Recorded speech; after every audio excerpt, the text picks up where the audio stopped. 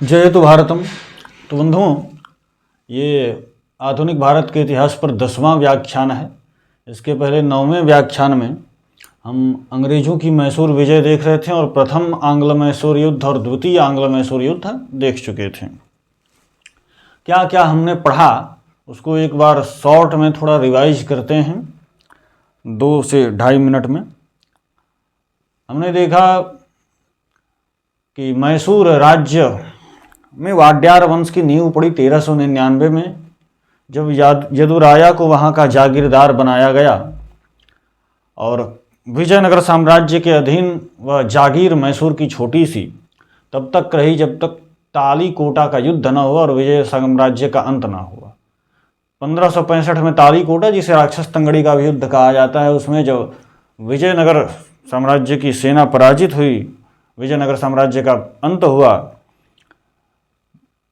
तो कई सारे जो जागीरें थीं वो स्वतंत्र हुई। उसमें एक मैसूर भी था, स्वतंत्र राज्य के रूप में स्थापित हुआ, धीरे धीरे विस्तार पाया। और फिर हम देखते हैं कि 1734 में जाते जाते वहाँ पर चिक्का कृष्णराज वाड्यार द्वितीय का शासन रहता है 1766 तक। लेकिन वास्तविक सत्ता उनके हाथ में नहीं होती है। वास्तविक सत्ता उनके दो मंत्री जो थे, भाई थे दोनों, नंदराज और देवराज, उनके हाथ में होती है। फिर हम देखते हैं कि 1749 में हैदर अली का पदार्पण होता है घुड़सवार के रूप में। मैसूर सेना में वो घुड़सवार बन के आता है। धीरे धीरे देखते देखते 1755 में उसे डिंडीगुल का फौजदार बना दिया जाता है नंदराज द्वारा। फिर 1758 में वो राजधानी श्रीरंगपट्टनम पहुंच जाता है। मराठा आक्रमण के खतरे को देखते हुए जब स्थिति संभलती नहीं है नंदराज और देवराज से, फिर वहाँ की राजनीति में हस्तक्षेप करता है श्रीरंगपट्टनम में। और धीरे धीरे 3 वर्ष में 1761 तक ऐसी स्थिति उत्पन्न कर देता है कि देवराज और नंदराज को राजनीति से संन्यास लेना पड़ता है और सारी शक्ति अब हैदर अली के अधीन आ जाती है। फिर हम देखते हैं 1766 में वो पूर्ण रूप से स्वतंत्र शासक के रूप में स्थापित होता है और वहीं मराठाओं से उसका युद्ध शुरू हो जाता है। इस परिस्थिति का लाभ उठाते हुए अंग्रेज हैदराबाद के निजाम को उकसाते हैं उस पर आक्रमण करने के लिए कि अभी मराठाओं से युद्ध कर रहा है, यह उस समय उचित है। जैसे ही पता चलता है हैदर अली को अंग्रेजों के इस मंसूबे के बारे में, तो वो मराठों से पहले संधि कर लेता है। फिर अनवरुद्दीन के बेटे महफूज खां की सहायता से उस निजाम से भी संधि कर लेता है और अंग्रेजों के मित्र राज्य कर्नाटक पर आक्रमण कर देता है। तो प्रथम आंग्ल मैसूर युद्ध शुरू हो जाता है। लेकिन संगम और तिरुवन्नमलई में जब अंग्रेजों ने हरा दिया हैदर अली को और निजाम को, तो निजाम ने जाना कि भैया अंग्रेज ही मजबूत हैं, इन्हीं से संधि हमारी थी तो ठीक था। तो अवसरवादी निजाम ने फिर फरवरी 1768 में, जो बार बार पाला बदलता है, हम आपको बताए थे कितनी बार पाला बदला था, वो अंग्रेजों से जाकर फिर मिल जाता है। फिर जो है कि एक बार फिर से हैदर अली साहस करता है और युद्ध करता है। मंगलोर में जो है कि बुरी तरह पराजित कर देता है। बम्बई से जो ट्रेंड फौज आई थी एकदम प्रशिक्षित, उसको पराजित कर देता है और 1769 तक कर्नाटक मद्रास तक ढकेल देता है जो है कि अंग्रेजी सेना को। फिर मजबूर होकर अंग्रेजों को संधि करनी पड़ती है, मद्रास की संधि हैदर अली की शर्तों पर। तो इसमें विजय होता है, मैसूर की विजय होती है। द्वितीय आंग्ल मैसूर युद्ध में हमने देखा कि कारण इसकी 1771 में जब मराठाओं ने मैसूर पर आक्रमण किया, तो जो संधि मद्रास की हुई थी उसके अनुसार अंग्रेजों को सहायता करनी चाहिए थी हैदर अली की, लेकिन उन्होंने ऐसा किया नहीं। उल्टे 1773 मार्च में उन्होंने हैदर अली के क्षेत्र में जो पड़ता था माहे, वहाँ पर फ्रांसीसी बस्ती थी, उस पर आक्रमण कर दिया, जो कि हैदर अली की प्रभुसत्ता को चुनौती थी। इस पर क्रोधित होकर जो है कि हैदर अली सबक सिखाने के लिए मराठाओं और निजाम से संधि कर लेता है। मराठे और निजाम जो है कि बम्बई प्रेसिडेंसी में अंग्रेजों के खिलाफ युद्ध लड़ रहे थे 1775 से 82 के बीच। तो उनसे संधि कर लेता है और त्रिगुट संधि बन जाती है।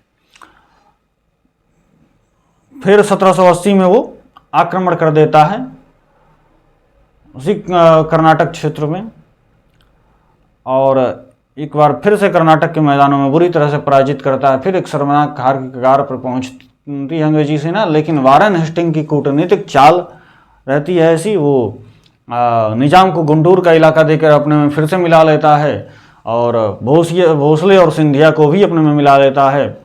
फिर 1780 में जो है कि हैदर अली को 3 युद्धों में पराजित कर देता है। अंग्रेजी सेना पराजित कर देती है, लेकिन फिर से एक बार हैदर अली साहस करता है और 1782 में जो है कि अंग्रेज़ों को पराजित करता है। 7 दिसंबर 1782 को फिर उसी दौरान हैदर अली की मृत्यु हो जाती है। तो उस युद्ध को जो है कि 1780 में युद्ध शुरू हुआ था। जब 1780 में कर्नाटक पर आक्रमण करता है हैदर अली, तब उसके पहले तो 1771 से हम भूमिका दिखा रहे थे, इसके कारण क्या क्या धीरे धीरे बने। 1768 से 69 प्रथम आंग्ल मैसूर युद्ध, और जो है कि 80 से 84 तक द्वितीय आंग्ल मैसूर युद्ध चलता है। जब 80 में जब कर्नाटक पर आक्रमण कर देता है तो वहाँ से शुरू होता है।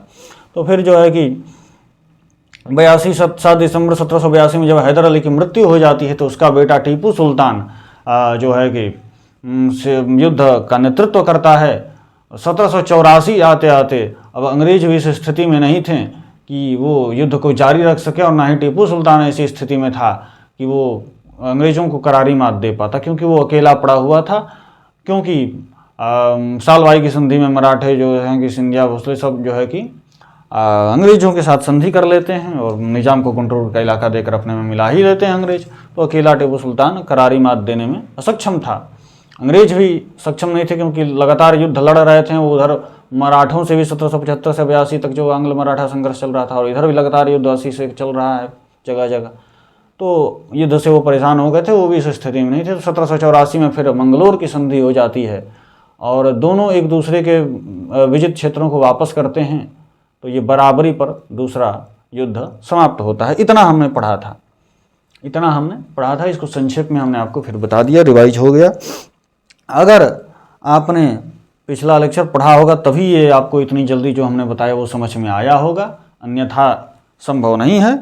तो जो है कि आगे हम बढ़ें, तृतीय आंग्ल मैसूर युद्ध देखेंगे, लेकिन पहले टीपू सुल्तान के विषय में जान लें थोड़ा। हैदर अली का जो बेटा टीपू सुल्तान, जिसे मैसूर का शेर कहा जाता है, उस टीपू सुल्तान के विषय में थोड़ा जान लें। देखिएगा, टीपू सुल्तान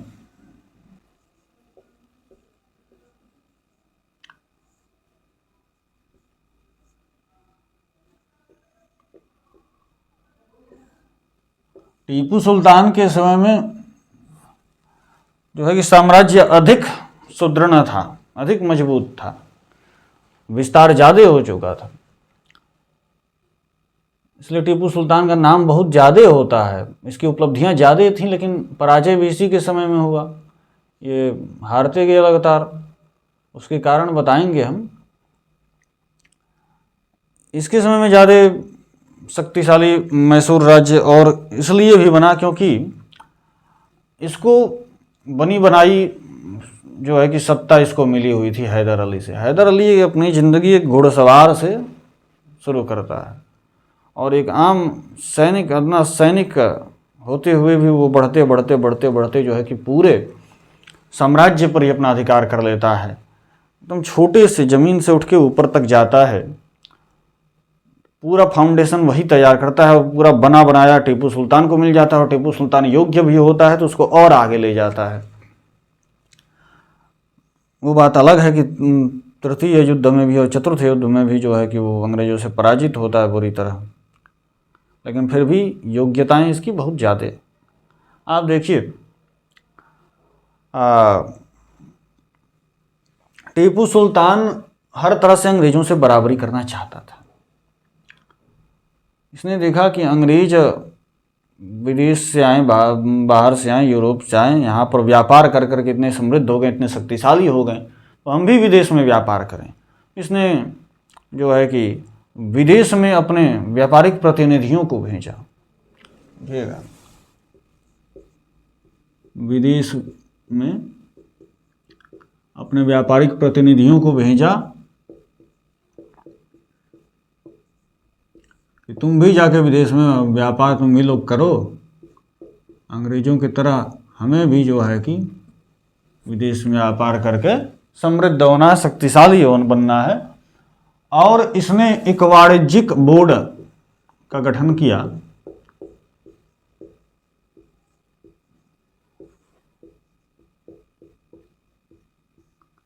जिसमें कई सारे नियम बनाए गए। एक नियम ये था मुख्य कि मसाले का जो व्यापार है उस पर राज्य का एकाधिकार होगा। मसाले के व्यापार पर राज्य का एकाधिकार, लिखिएगा।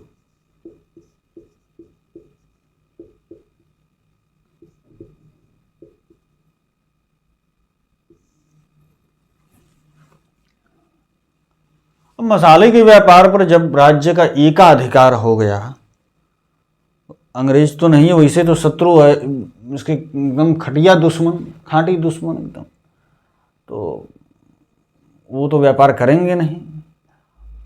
और राज्य ही व्यापार केवल कर सकता है, और भी कोई कंपनी और भी कोई लोग नहीं कर सकते हैं। तो राज्य जब व्यापार करेगा तो वो किसके साथ करेगा? फ्रांसीसी बड़े मित्र हैं तो फ्रांसीसियों के साथ करेगा, और फ्रांसीसी अंग्रेजों के शत्रु, तो अंग्रेजों को खटकेगा कि फ्रांसीसियों से व्यापार कर रहा है टीपू सुल्तान। दूसरी बात ये खटक रही है अंग्रेजों को कि ये भी हमारे तरफ से व्यापार करना चाहता है, विदेश में भेज रहा है अपने व्यापारिक प्रतिनिधियों को, हमारी बराबरी करना चाहता है। तीसरे जो है कि ये भी यूरोपीय तर्ज पर ही अपने सेनाओं को प्रशिक्षित करता है, क्योंकि ये देख चुका था ना सब। पहले हम आपको बताएं कि इधर पराजय के कई कारण जो है हर जगह, जो बंगाल में हुआ, जो उधर हमने आपको बताया था तालीकोटा के युद्ध में बताया था गिलानी बंधुओं का गद्दारी, उधर मीर जाफर की गद्दारी। क्या कारण था कि सेना जो है कि अपने सेना नायक के प्रति निष्ठावान रहती थी। एक यूनिफॉर्म ये नहीं रहता था कि जैसे 40,000 की फौज है तो 4 सेना नायक हैं, एक सेना नायक 10,000 की फौज को देख रहा है, एक तरह से वो उस फौज का ठेकेदार है, सब वही मेंटेन कर रहा है, उससे सैनिक जो है कि उसी सेना नायक के आदेश को मान रहे हैं। उन चारों के ऊपर अब एक हेड कोई नहीं बैठा है जो सबको नियंत्रित कर रहा हो। वो एक सेना नायक है, 10,000 के फौज उसके अंदर है, तो वही उनको वेतन दे रहा है, वही उनकी भर्ती कर रहा है, वही उनका प्रशिक्षण कर रहा है। तो चारों दलों का अलग अलग प्रशिक्षण भी चल रहा है। तो एक ही राजा के अंदर जो सैनिक हैं उनका प्रशिक्षण 4 अलग अलग तरह से हो रहा है, उनको वेतन 4 अलग अलग प्रकार से मिल रहा है, उनकी भर्तियां 4 अलग अलग प्रकार से हो रही हैं। और वो सभी जो सैनिक हैं वो अपने सेना नायक के प्रति ही निष्ठावान है, राजा के प्रति निष्ठावान नहीं है। तो कोई सेना नायक एक अगर जो भी युद्ध में जिसका साथ देना चाहे उसका साथ दे, अगर कोई दगा कर दे, कोई धोखेबाजी कर दे, कोई विश्वासघात कर दे, तो जिधर वो जाना चाहे, जिधर कहेगा अपनी सेना को कि इधर से युद्ध करो, उधर सेना तो सेना नायक को जानती है, वो राजा को कुछ नहीं जानती। तो ऐसी परिस्थिति थी। तो राजा जो थे वो सेना नायकों पर निर्भर थे। उन सेना नायकों का एक हेड कोई नहीं था। 4 सेना नायक के ऊपर हम अपने एकदम खास आदमी को रखते हैं, चाहे राजा खुदे बन गया उनके ऊपर हेड, एकदम पूरा नियंत्रण, ऐसा नहीं था। यूनिफॉर्मिटी नहीं थी जो है कि। तो और यूरोपीय सेनाओं में ऐसी यूनिफॉर्मिटी देखने को मिलती थी, हायरार्की देखने को मिलती थी, सब एक डोर से बंधे हुए होते थे। तो टीपू सुल्तान इस रहस्य को समझा, इस बात को समझा, और इसने भी यूरोपीय तर्ज पर ही अपने सेनाओं का प्रशिक्षण शुरू किया, जो है कि सेना का निर्माण शुरू किया। तो ये सब देख के जो है कि, और उसमें भी फ्रांसीसी तर्ज पे, यूरोपियों में भी जितने सारे उसमें फ्रांसीसी तर्ज पे, क्योंकि सुलभ था इसके लिए वही, क्योंकि फ्रांसीसी इसके मित्र थे तो हर प्रकार से सहायता कर रहे थे। तो ये हर प्रकार से अंग्रेजों की बराबरी करने की बात इनको खटकने लगी अंग्रेजों को। इसके अलावा भैया हम आपको बताएं जो है कि टीपू सुल्तान को भारत में रॉकेट का खोजकर्ता माना जाता है। रॉकेट का खोजकर्ता, भारत में रॉकेट का खोजकर्ता।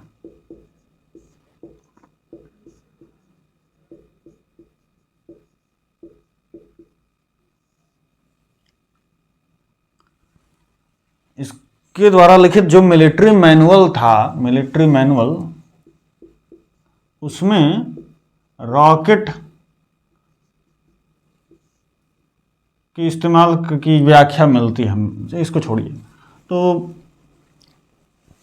मिलिट्री मैनुअल में जो है कि इसके द्वारा लिखित मिलिट्री मैनुअल में रॉकेट के इस्तेमाल की चर्चा मिलती है, व्याख्या मिलती है, रॉकेट के विषय में जानकारी जो है कि मिलती है, उसका संचालन कैसे करें वो सारी जानकारियां मिलती हैं। और एक समय ऐसा आया जब श्रीरंगपट्टनम जो मैसूर की राजधानी थी वहां पर फ्रांसीसी सेनाओं की सहायता इसने की जैकोबिन क्लब की स्थापना करवाने में, जैकोबिन क्लब की एक शाखा की स्थापना करवाने में। जैकोबिन क्लब क्या था? उस समय फ्रांस में क्रांति का दौर था, फ्रांसीसी क्रांति में आपने पढ़ा होगा, यदि पढ़ा होगा तो पढ़ा होगा।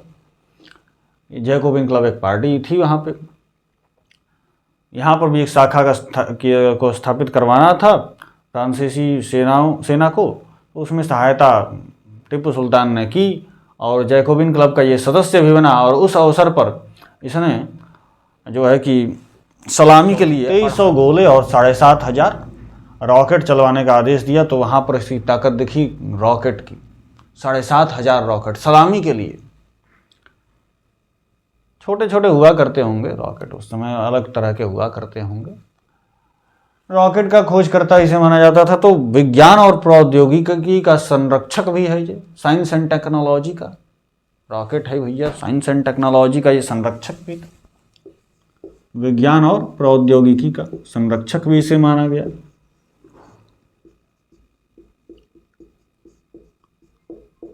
प्रौद्योगिकी का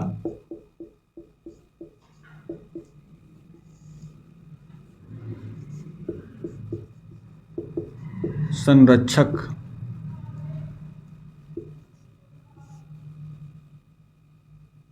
ठीक, अब देखिएगा ये जो टीपू सुल्तान था,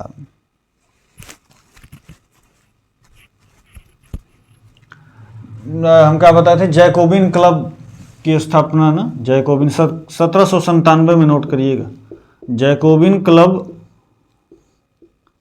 की स्थापना कराई श्रीरंगपट्टनम में 1797 में।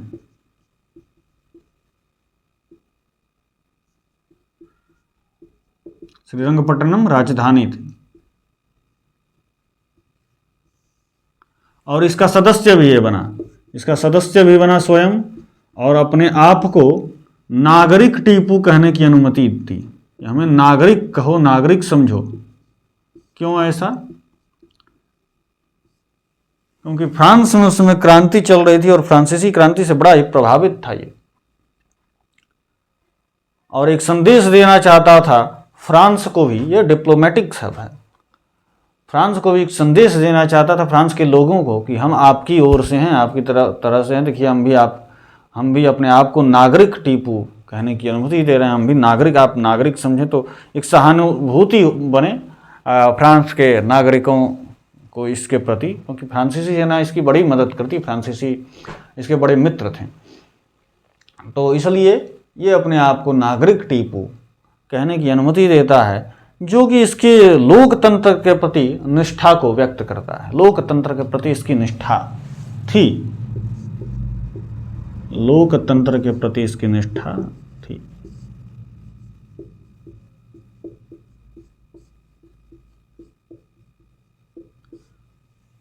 अब देखिएगा, औपनिवेशिक इतिहासकारों ने इसे कट्टर मुस्लिम राजा के रूप में चिन्हित किया है। औपनिवेशिक कॉलोनियल हिस्टोरियंस जो विदेशी इतिहासकार थे, हालांकि ऐसा ये था भी, कट्टर मुस्लिम और हिंदू विरोधी था भी। कुछ ऐसे प्रमाण मिलते हैं, कुछ ऐसे इसके कृत्य हैं। आगे हिंदुओं के प्रति उदारता के भी कुछ एक दो कृत्य मिलते हैं इसके, अभी आपको बताते हैं। इसलिए इसे कहा जा रहा है क्योंकि हिंदू विरोधी और कट्टर मुस्लिम राजा, क्योंकि इसने हिंदू कुर्ग और नायरों का दमन किया।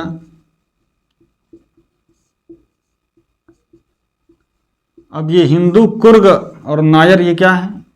ये हिंदू समुदाय हैं, जाति है, वंश जिसका शासन था कुछ छोटे छोटे क्षेत्रों पर, जैसे कुर्ग जो है ये कर्नाटक में ही एक क्षेत्र पर इनका शासन था। कुर्ग आज के समय में कुर्ग जगह है कर्नाटक में, तो वहाँ पे इनका शासन हुआ करता था। एक जाति थी, महालक्ष्मी के उपासक थे, लक्ष्मी जी की पूजा किया करते थे। हिंदू में एक प्रतिष्ठा इनके वंश की स्थापित थी।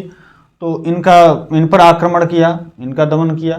फिर नायर जो हैं ये केरल में थे। केरल में एक हिंदू जाति थी, नायरों की जाति, इन पर भी आक्रमण किया।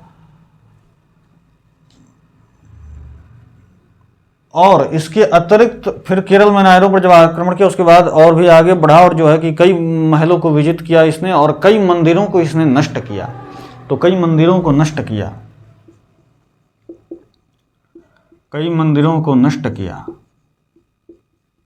इसलिए इसे हिंदू विरोधी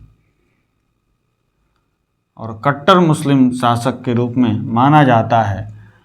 लेकिन यह बात ध्यान देने योग्य है कि जहां इसने हिंदू कुर्ग और नायरों पर आक्रमण किया, वहीं पर इसने मुस्लिम मोपलाओं को भी दंडित किया। ये मोपला भी एक जाति ही है जो केरल के मालाबार तट पे रहती थी। मुस्लिम मोपला, मुस्लिम जाति, केरल के मालाबार तट पे।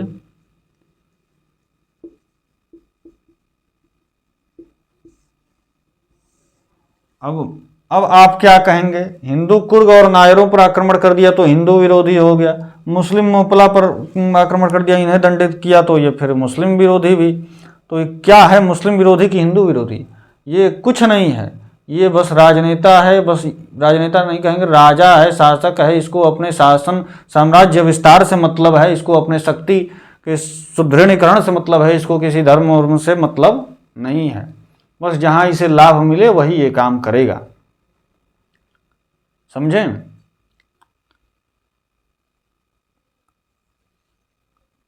तो आगे देखें क्या कहते हैं। हाँ, तो जहां हिंदू कुर्ग और नायरों का इसने दमन किया, वहीं पर मुस्लिम मोपलाओं को भी दंडित किया।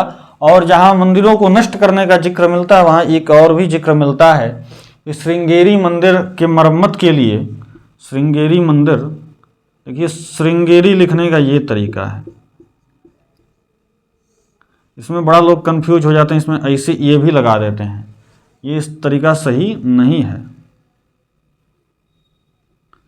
इसे श्रृंगार आप लिखते हैं, प्रश्न है आपसे श्रृंगार आप कैसे लिखेंगे? तो बहुत लोग गलती लिखते हैं। कुछ लोग श्रृंगार लिखेगा ऐसे, कुछ लोग श्रृंगार लिखेगा ऐसे,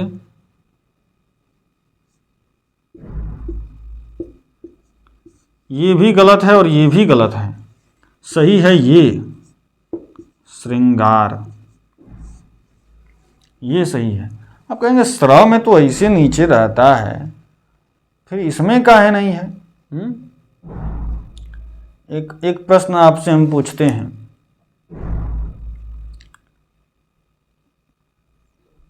कि आप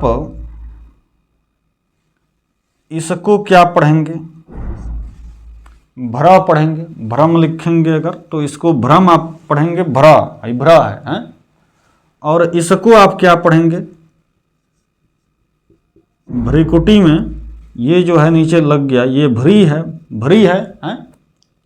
लेकिन आपने कहीं ऐसा देखा है कि ये ऐसे भी है और ऐसे भी, इसको आप क्या पढ़ेंगे? ऐसा तो संभव ही नहीं है। हो भ्र भी और भ्री भी, तो भ्रभ्री बोलेंगे, लिखेंगे, क्या इसको पढ़ेंगे? तो ऐसा तो हो ही नहीं सकता। यहाँ पर भी वही है, जब यहाँ पर इसे स्र लगा रहे हैं तो फिर ये लगाने की क्या क्या जरूरत है? और हमको तो श्रृंगार बनाना है, श्रृंगार तो बनाना नहीं है कि इसको हम हटा दें तब श्रृंगार हो जाएगा, हैं? और ये करेंगे तो दोनों आ गए, जैसे यहाँ पर भ्र भ्री दोनों, यहाँ पर भी स्रश्री, तो स्रश्री पढ़ेंगे, क्या पढ़ेंगे इसको? स्रश्री भी नहीं पढ़ सकते क्योंकि स्र अलग श्री अलग, एक बार और श्री लिखेंगे तब तो यह लिखना गलत है। अधिकतर लोग ऐसे लिख दिया करते हैं, अधिकतर लोग। यह सही है। सबसे बड़ी रहस्य की बात आपको हम बता रहे हैं, जो आप ये देख रहे हैं ना, ये और कुछ नहीं है, ये आधा तालव्य स है। आधा तालव्य स को लिखने का ये तरीका है, आधा तालव्य स। आधा तालव्य स है। तो श्रृंगार जब बनता है तो श्रृंगार का जब संधि विच्छेद करते हैं तो ये आधा स के नीचे हलंत आधा स हो गया, और फिर र रखने चलन तो फिर ई अंगार, ऐसे आप करते जाएंगे। तो आधा स र श्री स्र बनेगा। इसको पूरा हटा दें और इसमें जोड़ेंगे ना, तो ई आधा स और र स्र बनेगा, स्र तालव्य स वाला। यहाँ पर श्रृंगार आप लिखे तो क्या लिखे थे, दंत सा वाला, तो दंत सा नहीं होगा, तालव्य सा वाला होगा। तो इसी आधा स को नीचे हलंत लगाएं तो आधा स हो गया। इसी आधा स को लिखने का एक कि ये तरीका है जो यहाँ बताए हैं, और इसी आधा स को लिखने का एक ये तरीका है, ये तरीका। इसलिए आपने कई जगह देखा होगा जब निश्चय आप लिखते हैं, चाहे और ऐसा ही कोई शब्द लिखते हैं, तो निश्चय लिखने का एक ये तरीका देखा होगा आपने, ऐसे लिखा जाता है। और पुराने कभी किताबों में आप देखेंगे तो निश्चय लिखा गया है ऐसे, ऐसे लिखा गया है। क्यों, ये जो आधा स था ये वही आधा स बनाया गया है, आधा स। और ये च पूरा है, च ये पूरा है, च पूरा है, ये च है, और ये आधा स है। आधा स में इस पाई को मत दीजिएगा, बस इतने आधा स है, यही आधा स है। तो हमने च लिख दिया, च, और आधा स बनाना है तो आधा स ये है पुराना वाला तरीका, तो हमने इसमें ऐसे कर दिया। तो ये क्या हो गया, च, निश्चय। तो ये जो श्रृंगार में ये जो आपको स्र दिख रहा है, ये आधा तालव्य स है। तो यदि आपने ऐसे लिखा है तो ये तो स्र है, आधा स और र, लेकिन श्री आपको बनाना है, आपको भ्र नहीं बनाना है, आपको भ्री बनाना है। हाँ, आपको स्र नहीं बनाना है, आपको श्री बनाना है, भ्र नहीं बनाना है, भ्री बनाना है। तो आप ऐसे श्रृंगार कर देंगे, जैसे हमने भ में से ये काट दिया और ये कर दिया, उसी तरह यहाँ भी इसको आप हटा देंगे और ऐसे कर देंगे। तो ये वाला गलत, ये भी वाला गलत, ये वाला सही। तो श्रृंगार लिखने का ये तरीका है, समझे कि नहीं समझे। खैर, तो हम कहाँ थे, यहाँ श्रृंगेरी।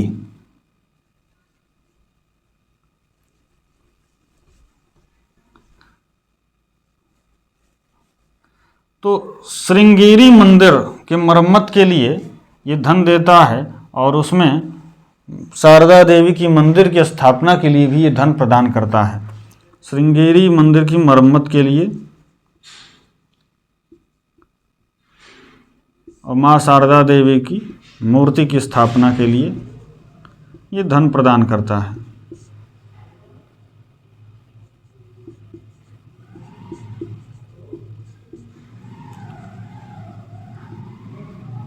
(1791) में जब मराठाओं का आक्रमण हुआ था तो उस समय श्रृंगेरी मंदिर क्षतिग्रस्त हो गया, तो उसी की मरम्मत के लिए धन प्रदान करता है, और माँ शारदा देवी की मूर्ति की स्थापना के लिए भी धन प्रदान करता है उसी श्रृंगेरी मंदिर में। तो ये तो एक काम इसका दिखता है। तो हम इसका दो पक्ष देखते हैं, लेकिन यह जो इसका कृत्य मंदिरों को नष्ट करने का कृत्य, यह निंदनीय है। खैर, मंदिर तो क्षतिग्रस्त मराठाओं के आक्रमण के दौरान भी हुआ था। अब दो सेनाएं लड़ रही हैं। देखिए, लिखा है पुस्तक में मराठाओं के आक्रमण के दौरान क्षतिग्रस्त जो हुआ था मंदिर, यह नहीं लिखा कि मराठाओं ने क्षतिग्रस्त किया, क्या मराठाओं के आक्रमण के दौरान क्षतिग्रस्त हुआ था। अब दो फौजें लड़ रही हैं, तो गोला तोप का इधर से भी चल रहा है, उधर से भी चल रहा है। इन लोगों के पास तो, मराठा के पास तो उतना रॉकेट का सिस्टम तो उतना नहीं विकसित था, रॉकेट टेक्नोलॉजी का सिस्टम तो इसी के पास था, तो गोले तो इसी के पास दागे गए थे। 6,500-7,500 जब एक जैकोबिन क्लब की स्थापना पर ये दगवा रहा है, सोचिए युद्ध में कितना दगवाया होगा। तो ज़्यादा अधिकतर संभावना है कि इन्हीं के अस्त्र शस्त्रों से जो है कि इन्हीं के आक्रमण से जो है कि मंदिर ध्वस्त हुआ होगा, क्षतिग्रस्त हुआ होगा, उसकी मरम्मत के लिए फिर ये धन देता है। या ये भ्रम की स्थिति उत्पन्न करने वाली बात है। ये दिखाने का प्रयास किया गया है केवल मुस्लिम आक्रांता पर ही इसे केवल यही मंदिर नहीं तोड़वाते हैं, मंदिर तो जो है कि जो भी युद्ध करता था वो तो सब भूल जाता था। देखो मराठे भी जो है कि मंदिरों को क्षतिग्रस्त कर रहे हैं। ये डिटेल ये उसमें नहीं लिखा है, चलाक है, क्योंकि आरोप लग जाएगा ना। इसलिए ये नहीं लिखा है कि मराठाओं ने श्रृंगेरी मंदिर को क्षतिग्रस्त किया। ये लिखा कि मराठाओं द्वारा 1791 में आक्रमण के दौरान जो श्रृंगेरी मंदिर क्षतिग्रस्त हुआ था, मराठाओं के आक्रमण के दौरान क्षतिग्रस्त हुआ था। उनके दौरान क्षतिग्रस्त हुआ था, तो दौरान तो युद्ध दोनों ओर से हो रहा है। तो ये डिप्लोमेटिक बात है जो कि भ्रमित करने वाला। सेकुलरिज्म का पाठ पढ़ाया जा रहा है ना, देखो दोनों तरफ है, और उन्होंने और बच्चे भ्रमित हो जाते हैं। बच्चे, हम भी तो बच्चे ही हैं वैसे, लेकिन समझना कैसे है देखिए। तो अधिकतर लोग भ्रमित हो जाते हैं कि केवल इसी पर क्यों आरोप लग रहा है मंदिरों को नष्ट। मराठाओं ने तर्क देने वाले भी न्यूज चैनल पर डिबेट करने वाले आ जाते हैं, मराठाओं ने श्रृंगेरी मंदिर को क्षतिग्रस्त किया है। तो इस सब पर ध्यान देना चाहिए। वो भाषा क्या है, किस भाषा में, किस शैली में लिखा गया है, क्या बोलना चाहता है, थोड़ा आप ध्यान केंद्रित करके समझेंगे, उसे पढ़ेंगे, आपको समझ, सोचेंगे, थोड़ा अपना दिमाग लगाएंगे तो समझ में आ जाएगा। खैर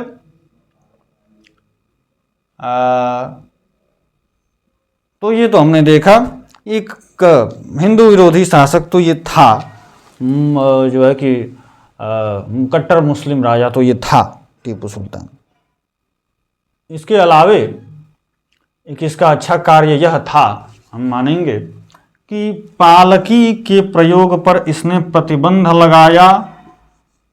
केवल और केवल इसने कहा कि महिलाओं के लिए और विकलांगों के लिए पालकी का प्रयोग होना चाहिए। यह बात अच्छी, पालकी केवल महिलाओं के लिए और विकलांगों के लिए होनी चाहिए।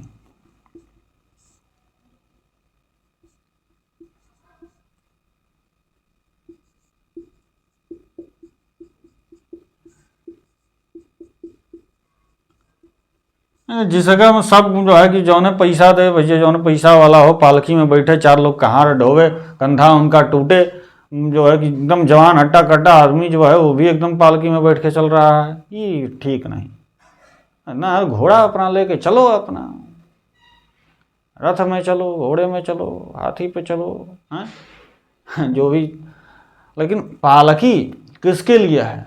महिला के लिए, विकलांग के लिए, विकलांग को चलने में असुविधा है उसके लिए। तो ये काम इसका अच्छा था। पालकी का प्रयोग केवल महिलाओं और विकलांगों के लिए होगा, ठीक।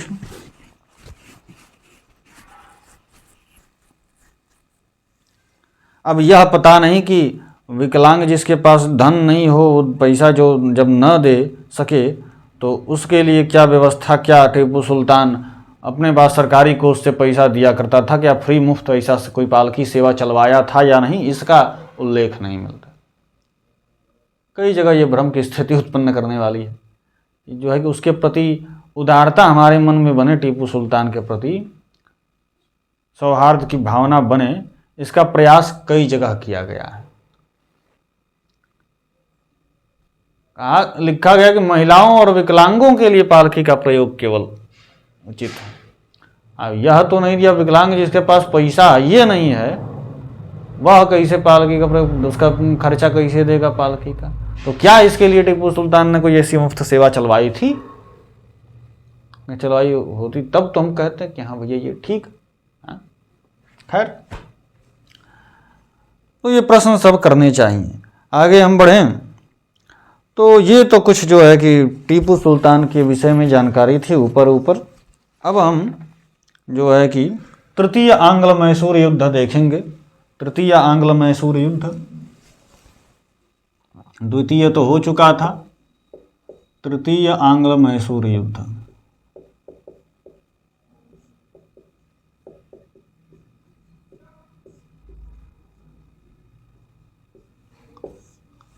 देखिएगा, प्रथम में कौन जीता? मैसूर जीता। द्वितीय में बराबरी, प्रथम का विराम मद्रास की संधि पर, द्वितीय का विराम मंगलोर की संधि पर। तृतीय में देखिएगा थर्ड एंग्लो मैसूर वॉर। पहला कब से कब तक? 1768 से 69 तक। दूसरा कब से कब तक? 1780 से 82 तक। तीसरा 80 से 84 तक। दूसरा तीसरा 1790 से 92 तक। 1790 से 92 तक।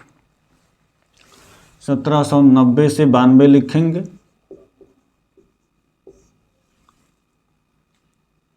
देखिए कारण क्या थे।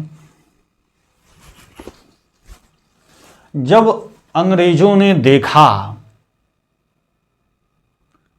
कि जो फ्रांसीसी टीपू सुल्तान के मित्र हैं, जो इसकी सहायता करते हैं, वह अब इस समय क्रांति के दौर से गुजर रहे हैं, क्योंकि फ्रांस की क्रांति 1788-89 में बहुत जो है कि अपने एकदम उग्र रूप में थी।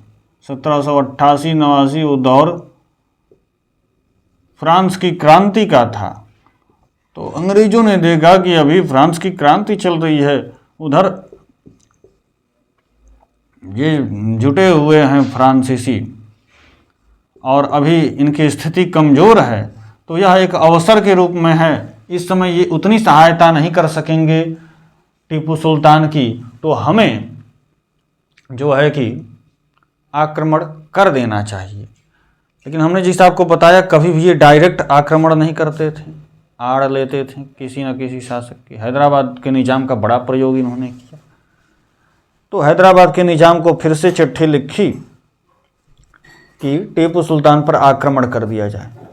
पहली बार उधर जो है कि शुरुआत कहाँ से किया था? प्रथम वाले में मराठाओं का आक्रमण। जब देखा कि मराठों से लड़ रहा है हैदर अली, ये समय उचित है, और जो है कि हैदराबाद के निज़ाम से कहा कि आक्रमण कर दो। अब देख रहा है कि फ्रांस की क्रांति चल रही है, फ्रांसीसी कमज़ोर हैं, उतनी सहायता नहीं प्रदान कर सकते, तो अब फिर पत्र लिख रहा है कि टीपू सुल्तान पर आक्रमण कर दो। ये पता चल गया 1788 में बात है। 1788 में पत्र लिखा, 1788 में ही पत्र लिखा निजाम को। ये बात पता चल गया टीपू सुल्तान को। इसे मंगलोर की संधि के विरोध में इसने लिया कि मंगलोर की संधि का ये उल्लंघन है, और क्रोधित होकर इसने भी 1789 ईस्वी में त्रावणकोर पर आक्रमण कर दिया। 1789 ईस्वी में 1789 ईस्वी में त्रावणकोर पर। ये हमेशा अंग्रेज उकसाते थे, पहल नहीं करते थे, हमेशा उकसाते थे कुछ करके कि पहल ये करे, हमारा दोष ना लगे। आप देख रहे हैं शुरू में भी, और बार बार ये उसके उनके षड्यंत्र में जाल में फंस भी जाते थे। सबसे पहले देख रहे हैं कि उकसाया, निजाम को उकसाया जो है कि इस पर आक्रमण करने के लिए, तो हैदर अली को बर्दाश्त नहीं हुआ और तुरंत वो पहले आक्रमण कर दिया कर्नाटक पर। पहल कौन किया भाई? फिर दूसरे में द्वितीय वाले में देख रहे हैं कि 1771 में जब मराठाओं ने आक्रमण किया तो इसने सहायता नहीं की, ऊपर से 1773 में और जले पर नमक छिड़कते हुए जो है कि उनके ही क्षेत्र में माहे में फ्रांसीसी बस्ती पर आक्रमण कर दिया। इससे फिर क्रोधित होकर उन्होंने कर्नाटक पर आक्रमण हैदर अली ने कर दिया। तो इस द्वितीय में भी पहल इन्हीं के तरफ से। तृतीय में भी फिर जो है कि पहल जो है कि टीपू सुल्तान की ओर से ही त्रावणकोर पर आक्रमण कर दिया। त्रावणकोर कहाँ है? ये भी केरल में ही है, केरल में ही त्रावणकोर भी है जो है कि। तो त्रावणकोर पर आक्रमण किया। अब इनको फिर बहाना मिल गया, क्योंकि त्रावणकोर का राजा जो था कि वो अंग्रेजों का मित्र था, जैसे कर्नाटक राज्य अंग्रेजों का मित्र था वैसे ही। तो मित्र राज्य पर आक्रमण हुआ है। अब जो है कि इस आक्रमण को आधार बना के अंग्रेजों ने फिर लड़ाई शुरू की और तृतीय आंग्ल मैसूर युद्ध शुरू हो गया 1790 में। 1790 में त्रावणकोर पर आक्रमण के साथ ही 89 में आक्रमण किया और 1790 में फिर शुरू हो गया युद्ध, तृतीय आंग्ल मैसूर युद्ध। तो ये 3 चरणों में चला। प्रथम चरण में प्रथम चरण में जनरल मीडो आता है, जनरल मिडो आता है, आक्रमण करता है, लेकिन इसे कोई सफलता नहीं मिलती है क्योंकि टीपू सुल्तान की सेना बड़ी सुदृढ़ हो चुकी थी। हमने आपको बताया यूरोपीय तर्ज पे, फ्रांसीसी तर्ज पे ये सैन्य प्रशिक्षण शुरू करता है, जो है कि बड़ा और इसे बना बनाया एक साम्राज्य मिला भी था, तो इसको और योग्य भी था, तो और आगे लेकर जाता है ये। तो बड़ा सुदृढ़ इसकी सेना थी, तो इस वजह से जो है कि मजबूत सेना का मुकाबला जनरल मेडो नहीं कर पाता, इसको कोई सफलता नहीं मिलती है पहले चरण में। अब द्वितीय चरण में क्या होता है? दूसरा चरण 1790 दिसंबर में, जो उस समय बंगाल का जो गवर्नर जनरल था वारेन हेस्टिंग के बाद, जो कार्नवालिस आया था, कार्नवालिस, लॉर्ड कार्नवालिस, कार्नवालिस समझ जाता है कि हमारे सेनापतियों, सेनाधिकारियों के बस की बात नहीं, जनरलों के बस की बात नहीं, अब हमें ही स्वयं नेतृत्व करना होगा। अब युद्ध के लिए हम स्वयं जाएंगे, क्योंकि हम युद्ध को खींचकर लंबा नहीं करना चाहते। इसे रावण पहले दिन आ गया राम जी से युद्ध करने, क्योंकि युद्ध को खींचकर लंबा नहीं करना चाहते। ये बात अलग है कि रावण पराजित होकर लौट गया, लेकिन यहाँ जब कार्नवालिस आता है, स्वयं गवर्नर जनरल आता है, तो वह पराजित कर देता है। आगे पूरी तरह से पराजित नहीं कर पाता है, क्योंकि उसका कारण मौसम आपको बताते हैं। तो 1790 दिसंबर में स्वयं कार्नवालिस ने नेतृत्व किया फौज का। देखिएगा 1790 द्वितीय चरण, जनरल मीडो को कोई सफलता नहीं मिलती, तो फिर द्वितीय चरण लॉर्ड कार्नवालिस कहता है कि हम स्वयं जाएंगे, तो कार्नवालिस जाता है, स्वयं नेतृत्व करता है। 1790 दिसंबर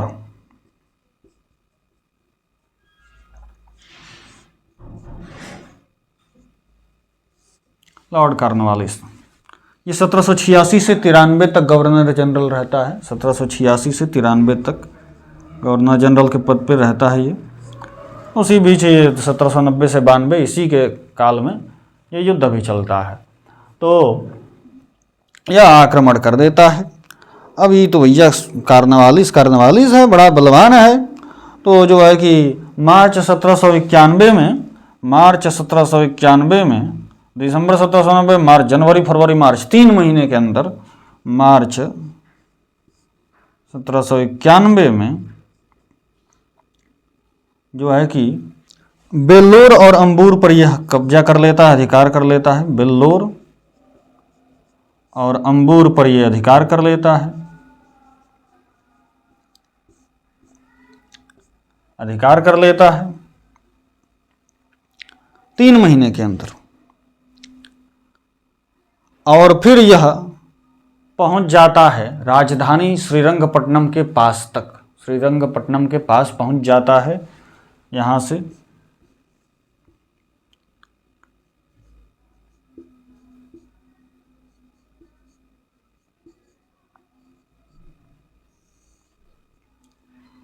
के पास राजधानी तक पहुंच जाता है, लेकिन किस्मत टीपू सुल्तान के साथ थी, प्रकृति टीपू सुल्तान के साथ थी, और उस समय बारिश शुरू हो गई, क्योंकि दक्षिण भारत में आप जानते हैं मानसून पहले आता है, उधर केरल, कर्नाटक, उधर मानसून पहले आता है, तो अप्रैल मई में ही जो है कि तो मानसून आ गया। और बारिश, बहुत तेज बारिश की वजह से जो है कि क्योंकि बारिश में अब सब जो है कि गोले जो हैं, तोपखानों गोले सब जो है कि बारूद जो है कि गीला हो जाएगा सब, अगर बाहर कुछ युद्धभूमि में रहेगा तो। और उनकी सबसे बड़ी हथियार वही बारूद ही सब था उनके लिए, तो वर्षा में वो उतने सक्षमता के साथ युद्ध नहीं कर सकते थे, तो पीछे हटना पड़ा, वापस आना पड़ा मंगलोर की ओर कार्नवालिस को। तो मंगलोर की ओर फिर वापस आ गया, वर्षा ऋतु के वजह कारण मंगलोर की ओर ये वापस आ गया। अब इतने में टीपू सुल्तान को तैयारी का समय मिल गया, और इसने तैयारी किया, और मानसून खत्म होते ही, जब गर्मी, मानसून के बाद वाली जो गर्मी आती है, उसमें इसने सबसे पहले आक्रमण कर दिया और कोयम्बटूर को जीत लिया, कोयम्बटूर को। तृतीय चरण, तो तृतीय चरण में कौन पहले आक्रमण करता है? टीपू सुल्तान। तो तृतीय चरण में जो है कि कोयम्बटूर पर आक्रमण कर देता है गर्मी में, 1791 की गर्मी में, मानसून के बाद वाली गर्मी में कोयम्बटूर पर आक्रमण कर इसे जीत लेता है। अब कार्नवालिस पूरा बौखला जाता है, पूरा बौखला जाता है, क्योंकि वही गवर्नर जनरल सीधे डायरेक्ट वो आया है जनरल मीडो के असफल होने के बाद। और कार्नवालिस कहता है अब सगरी आ जाओ, सब सेनापति सेनाधिकारियों को बड़का बड़का जो एकदम मजबूत रहता है सबको बुला लेता है। और इसकी सहायता के लिए जनरल मीडो जो पहले आया था प्रथम चरण में वो तो आता ही है, उसके साथ स्टुअर्ट भी आ जाता है, जो है कि फिर हंटर भी आ जाता है, और फिर जो है कि मैक्सवेल भी आ जाता है। तो इतने प्रचंड सेनाधिकारी जो है कि इसकी सहायता के लिए आ जाते हैं। कार्नवालिस गवर्नर जनरल स्वयं, और उसके साथ साथ कौन कौन जो है कि एक तो कार्नवालिस है, और कार्नवालिस प्लस कौन है सहायता के लिए जनरल मीडो है जो पहले था प्रथम चरण में, उसके साथ स्टुअर्ट है, उसके साथ फिर जो है कि आपका मैक्सवेल है, और उसके साथ जो है कि हंटर है। तो ये सब सेनाधिकारी बड़े जो है कि पराक्रमी, सब बड़े बड़े सेनाधिकारी सभी मिल जाते हैं, एक साथ आक्रमण करते हैं। और इस आक्रमण का सामना करने की शक्ति टीपू सुल्तान में नहीं थी। इतने बड़े बड़े जो है सभी लोग सेनाएं पूरा सब मिलकर इस पर आक्रमण करती हैं एक साथ। तो यह पराजित होता है। 1792 मार्च में आत्मसमर्पण करना पड़ता है टीपू सुल्तान को। पहली बार मैसूर आत्मसमर्पण करता है, जो है कि 1766 से जो जंग चल रहा था धीरे धीरे, उसमें 1792 में जाकर पहली बार टीपू सुल्तान को मैसूर को आत्मसमर्पण करना पड़ता है। तो मार्च 1792 में टीपू सुल्तान आत्मसमर्पण कर देता है।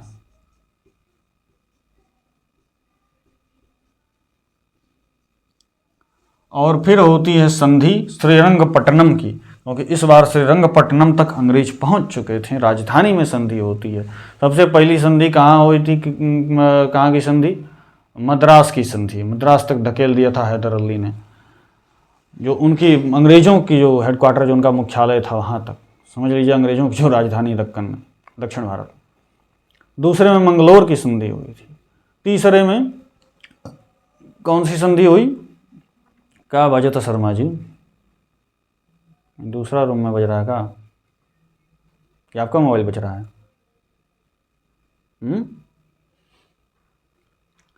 कहाँ पर थे हम? तीसरे में जो है कि श्रीरंगपट्टनम की संधि हुई, और इसमें जो है कि टीपू सुल्तान को अपना आधा राज्य अंग्रेजों को सौंपना पड़ा। आधा राज्य सौंपना पड़ा, और हर्जाने के रूप में 3 करोड़ रुपया, और अपने 2 पुत्रों को भी बंधक के रूप में देना पड़ा। 2 पुत्रों को बंधक के रूप में, आप सोचिए, अंग्रेजों के पास बंधक देना पड़ा। तो जो है कि इस श्रीरंगपट्टनम की संधि जो है कि बड़ी जो है कि शर्म की बात थी, बड़ी जो है कि अपमान की बात थी, अपमानजनक संधि थी टीपू सुल्तान के लिए। श्रीरंगपट्टनम की संधि, श्रीरंगपट्टनम की संधि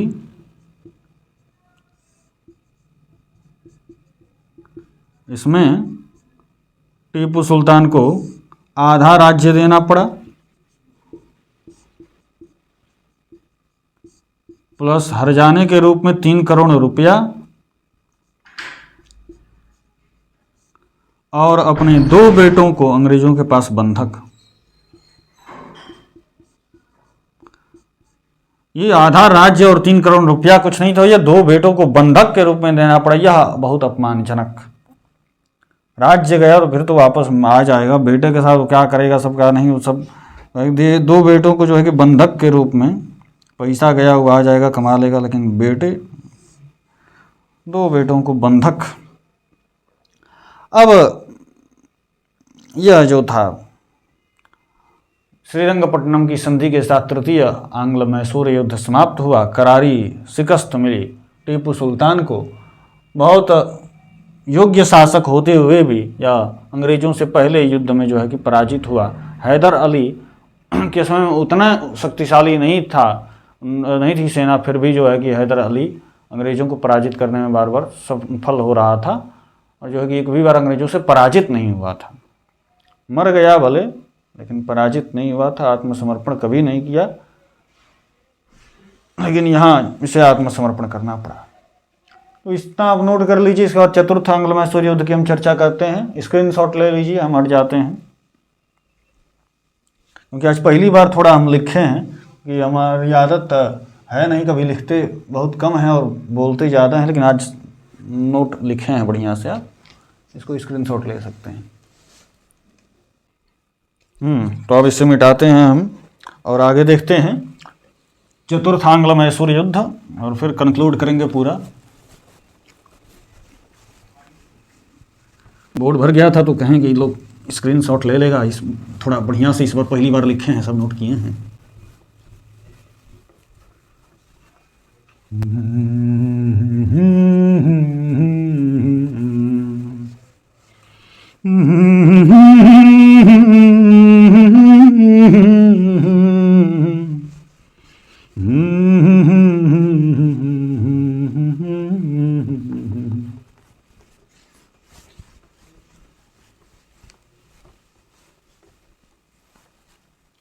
हाँ, तो चतुर्थ आंग्ल मैसूर युद्ध ना,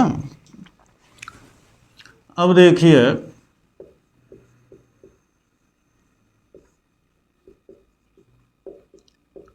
ये बहुत छोटा, बहुत कम समय तक चला था।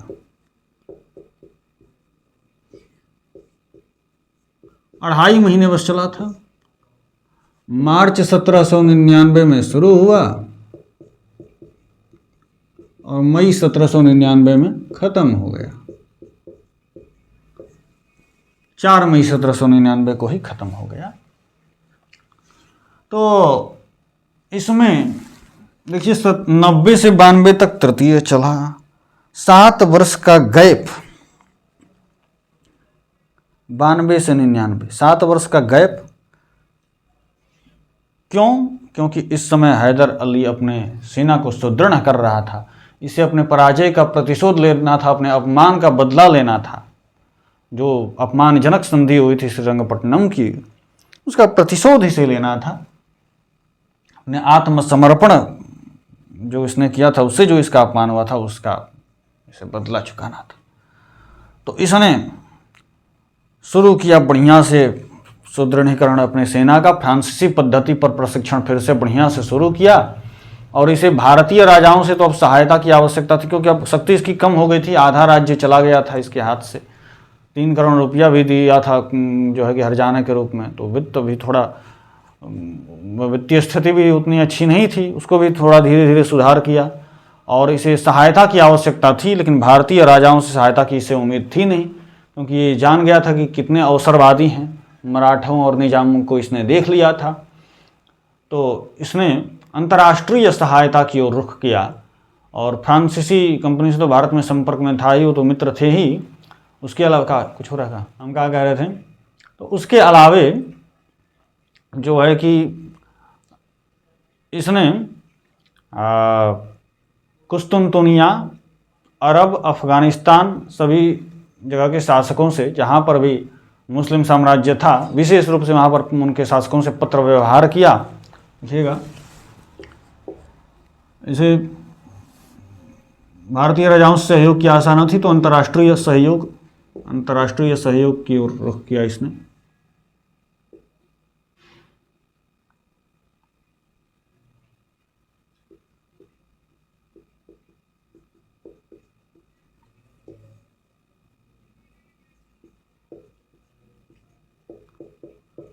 अंतर्राष्ट्रीय सहयोग में इसने जो है कि फ्रांसीसी तो इसके थे ही, फ्रांसीसी तो भैया थे ही।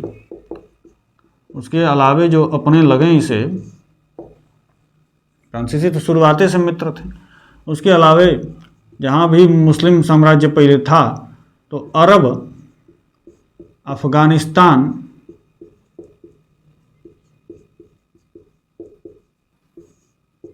कुस्तुनतुनिया,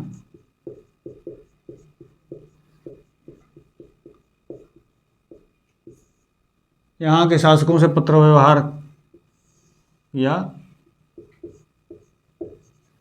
और सहायता कितनी मिली कितनी नहीं इसके विषय में उल्लेख नहीं है। अब पत्र व्यवहार इसने किया था। यहीं से नहीं, मॉरिशस से भी और सबसे बड़ी तो बात ये कि इसने नेपोलियन से भी, मॉरिशस तो भैया यहाँ से तो जो है कि शासक से बात की ही थी, नेपोलियन से भी जो है कि नेपोलियन से भी इसने पत्र व्यवहार किया था। नेपोलियन से भी सहायता के लिए इसने पत्र व्यवहार किया था। तो हर जगह जो है कि प्रयास कर रहा था कहीं से सहायता मिले हमें। इसके अलावे इसने नौसेना बोर्ड का गठन किया। ये जान रहा था कि पावर जो अंग्रेजों के पास असली है वो नौसेना की पावर है, नेवी की पावर है। फ्रांसीसियों ने समझाया कि आपको जो है नौसेना अपना मजबूत करना पड़ेगा, तभी अंग्रेजों को हरा सकते हैं। तो नौसेना बोर्ड का गठन किया इसने 1796 में। नौसेना बोर्ड का गठन किया।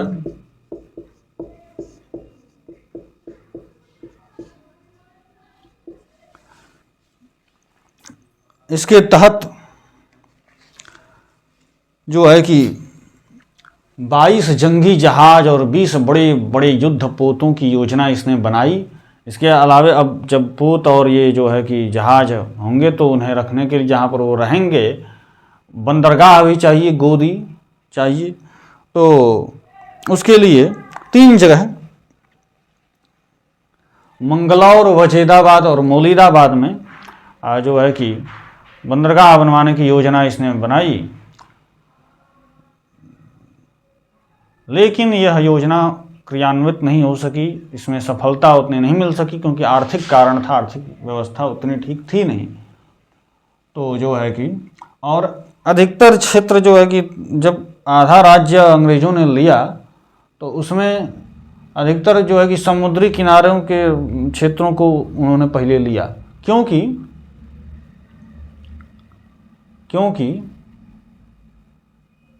उनकी असली पावर नेवी थी, वो जानते थे।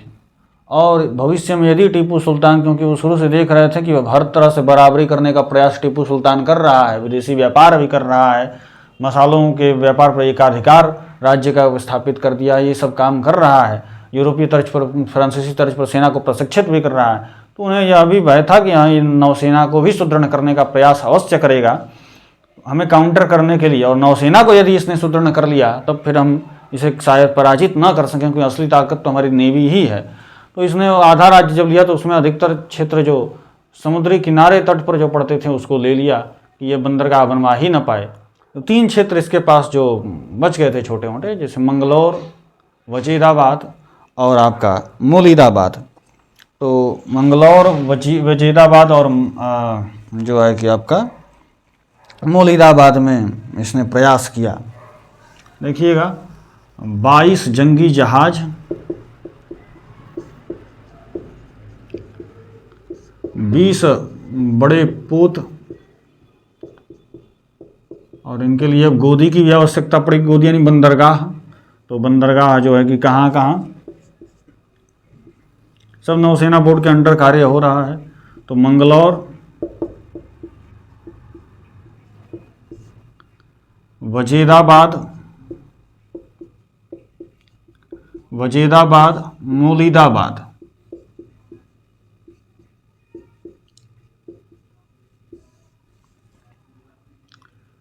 यहाँ पर इसने बंदरगाह बनवाने की योजना जो है कि स्थापित की, लेकिन ये क्रियान्वित नहीं हो सकी, सफल नहीं हो सकी। कारण इसका आर्थिक स्थिति ठीक नहीं थी।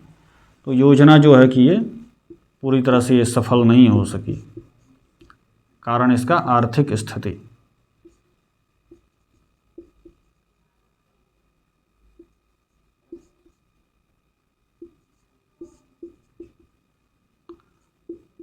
तृतीय आंग्ल मैसूर युद्ध में बहुत वित्तीय नुकसान भी झेलना पड़ना। एक तो युद्ध में नुकसान इसका हुआ, ये जो खर्च लगा हुआ है उसके बाद 3 करोड़ का हर जाना, और एक बार फिर प्लान बनाया तो इतना बड़ा योजना बना दिया है। खैर, तो ये योजना क्रियान्वित नहीं हो सकी और प्रयास था इसका। फिर युद्ध होता है, ये आक्रमण चतुर्थ आंग्ल मैसूर युद्ध होता है। तो इस युद्ध में अंग्रेज क्या करते हैं कि अंग्रेज मराठों और निजाम दोनों से फिर संधि कर लेते हैं, और यह शर्त रहती है संधि की कि जो भी हम क्षेत्र जीतेंगे उसके बराबर बराबर बांट लेंगे आपस में। तो लालच, सभी को लोभ है क्षेत्र विस्तार, साम्राज्य विस्तार का। कुछ समस्या है, इसे कहाँ देख रहे हैं? तो काम कह रहे थे, लोभ था सबको अपने साम्राज्य विस्तार का। तो संधि हुई, तीनों ने संधि की कि बराबर बराबर क्षेत्र को बांट, अंग्रेज, मराठे और निजाम, हैदराबाद का निजाम। निजाम को महत्व इतना दिया जा रहा है इसलिए क्योंकि वो पड़ोसी था, इसलिए नहीं कि वो शक्तिशाली था कोई उतना, पड़ोसी था। पड़ोसी जो है कि साथ रहेगा तो सब जानता है ना, आपका सब बात जानता है, सब भेद जानता है, पास है तो ज़्यादा जानता है आपके बारे में। इसमें अंग्रेज़ों के जो प्रमुख इसमें सेनापति थे वो खुद एक गवर्नर जनरल था ही, जैसे कार्नवालिस ने उधर नेतृत्व किया था स्वयं तृतीय में, उसी तरह चतुर्थ में वेलेस्ली ने नेतृत्व किया। ये 1798 से 1805 तक जो है कि गवर्नर जनरल रहा वेलेस्ली। सहायक संदेशी की नीति थी, उसको आगे हम विस्तार से पढ़ेंगे। तो जो है कि आर्थर वेलेस्ली सेनापति, जो अंग्रेजों के सेनापति जो थे, तो अंग्रेजों के पक्ष में पहले कौन कौन था? तो अंग्रेज प्लस मराठा प्लस निजाम वर्सेस टीपू सुल्तान। इसमें सेनापति कौन थे अंग्रेजों के? आर्थर वेलेस्ली,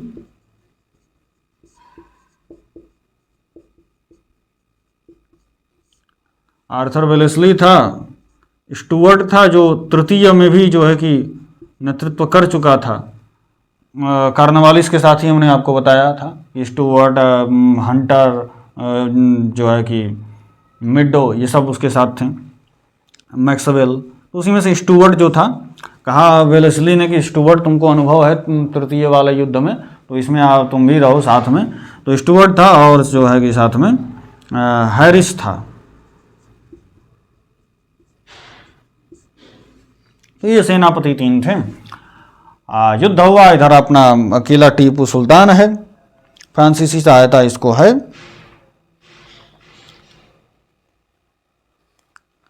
तो घमासान युद्ध हुआ, दो युद्धों में लगातार फिर टीपू सुल्तान पराजित हुआ, क्योंकि अब तक तो अब अंग्रेज की स्थिति बहुत सुदृढ़ हो चुकी थी। जब पूरा राज्य इसके हाथ में था तब हरा ही नहीं पाया, तो अब जो है कि आधा राज्य है और वित्तीय स्थिति ठीक नहीं है, तो जो है कि अब इसमें क्या पराजित करेगा।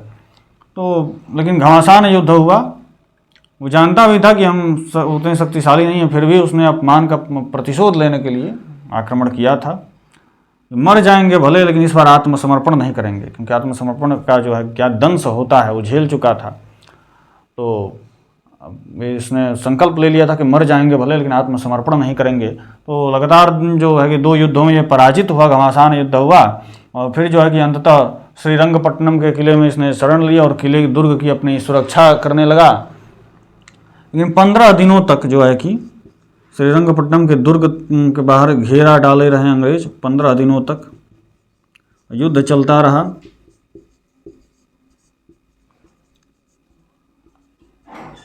श्रीरंगपट्टनम का दुर्ग जो राजधानी है, इसकी सुरक्षा करता हुआ जो है कि टीपू सुल्तान मारा गया। 4 मई 1799 टीपू सुल्तान मारा गया और अंग्रेज़ों की विजय हुई। दुर्ग पर अधिकार अंग्रेज़ों का हो गया 4 मई 1799 को पूर्ण रूप से, और आंग्ल मैसूर युद्ध यहीं समाप्त हुआ। पूरे मैसूर पर फिर अब अंग्रेज़ों का अधिकार। तो इसके बाद, इस विजय के बाद अंग्रेज़ क्या करते हैं उसे देखिएगा। जो है कि टीपू सुल्तान के पश्चात जो मैसूर है उसकी क्या स्थिति होती है। तो टीपू के पश्चात मैसूर,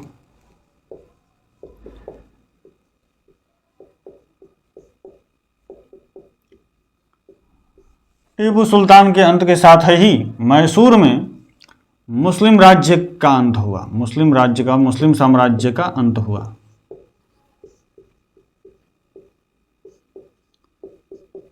मुस्लिम राज्य का अंत हुआ मैसूर से। दूसरा, यहाँ फ्रांसीसियों का बढ़िया से पूरी तरह से खात्मा हो गया। अब जब टीपू सुल्तान ही नहीं रहा तो फ्रांसीसियों का खात्मा हो गया। तीसरा, जो अब मैसूर मिला था, अब इसका बंटवारा करना था, बांटना था। तो इसे बांटेंगे कैसे? तो अंग्रेजों ने जो सबसे अच्छे इलाके थे वो अपने पास पहले रख लिया। 3 इलाके कौन कौन? पहले तो राजधानी श्रीरंगपट्टनम हो गई। बार बार लिखने की आवश्यकता है? लिख देते हैं। फिर कनारा हो गया आपका, श्रीरंगपट्टनम, कनारा, और आपका कोयम्बटूर।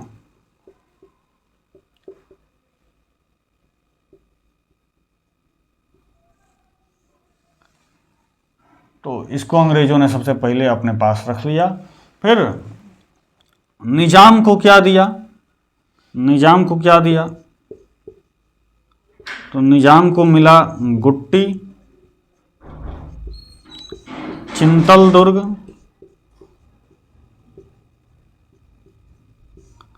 और इसके अलावे एक जगह मिला गुर्रम कोंडा।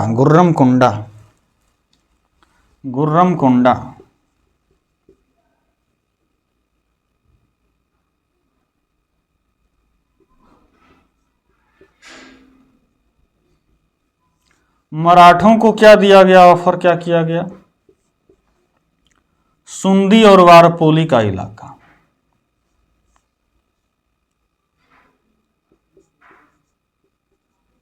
लेकिन मराठों ने इसे अस्वीकार कर दिया।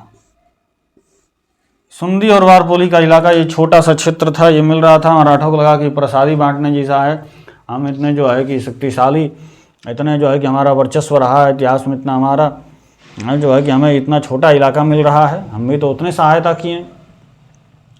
निजाम को इतना मिल गया। निजाम को भी बड़ा कम मिला था, कुछ इलाके मिले थे, चिंतल दुर्ग के, गुट्टी के, गुरमकोंडा का। लेकिन इसको निजाम को तो जो मिल जाए वही ठीक है भैया, उतने हैं, उमरा लिया है बहुत। लेकिन मराठों ने इसे अपना अपमान माना और इसे को अस्वीकार कर दिया। तो ये जाना कि चिरौरी करेगा सब अंग्रेजवा की, ना ले लीजिए, एक और दे रहे हैं, ये ले लीजिए। चिरौरी कुछ नहीं लेना है तो मत लीजिए। वो भी आपस में बांट लिया, ये भी सुंदी और वारपुल, ये भी दोनों आपस में बांट लिया सब। और जो छोटा सा क्षेत्र जो बच गया, फिर वहाँ पर प्रतीक के रूप में, अपनी कठपुतली के रूप में, हमने आपको शुरुआत में ही बता दिया था, किसे नियुक्त किया? कृष्णराज वाड्यार तृतीय को।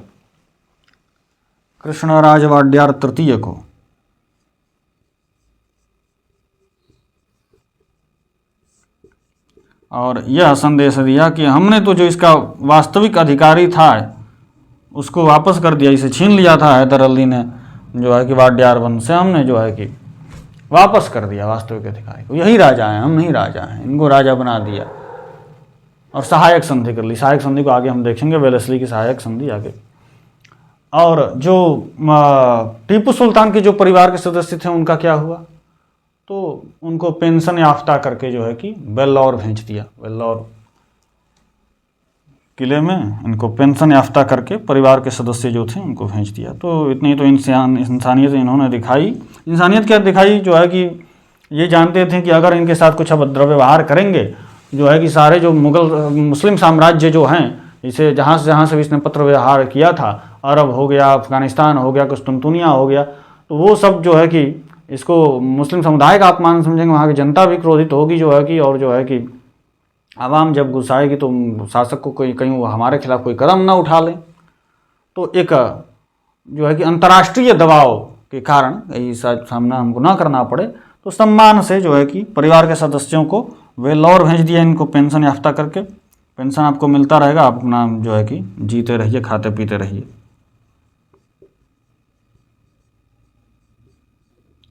और भी एक यह भी इनमें भय होगा कि अगर हमने इन्हें कुछ नहीं दिया तो फिर ये जो है कि अपना कोई इसी परिवार में से कोई ऐसा सदस्य मिल जाए, निकल जाए टीपू की तरह, वो जो है कि योजना बनाने लगे, फिर जो है कि अपना खड़ा करने लगे एम्पायर, और हम पर कहीं आगे चल के आफत बन जाए। अगर हम इसे दे देते हैं इसे, तो जो है कि हमारे एहसानों तले दब जाएगा इसका परिवार, फिर कोई नहीं सोचेगा हम पर आक्रमण के विषय में, हमसे बदला प्रतिशोध लेने के विषय में। तो यह एक भी विचार हो सकता है, अनुमान हमारा। तो जो है कि तो यह अब इसी तरह से मैसूर से पूरा जो है कि मुस्लिम राज्य का जो है कि अंत हुआ। ये कठपुतली नाम के कृष्णराज वाडेयार तृतीय, और जो है कि अब अंग्रेजों का पूरा शासन, तो मैसूर भी जो है कि इस तरह से अंग्रेजों के अधिकार में चला गया। यहीं पर अंग्रेजों की मैसूर विजय समाप्त तो होती है। आगे हम फिर मिलेंगे, तब तक के लिए जयतु भारतम जयतु भारतस्य संस्कृति, जय श्री राम।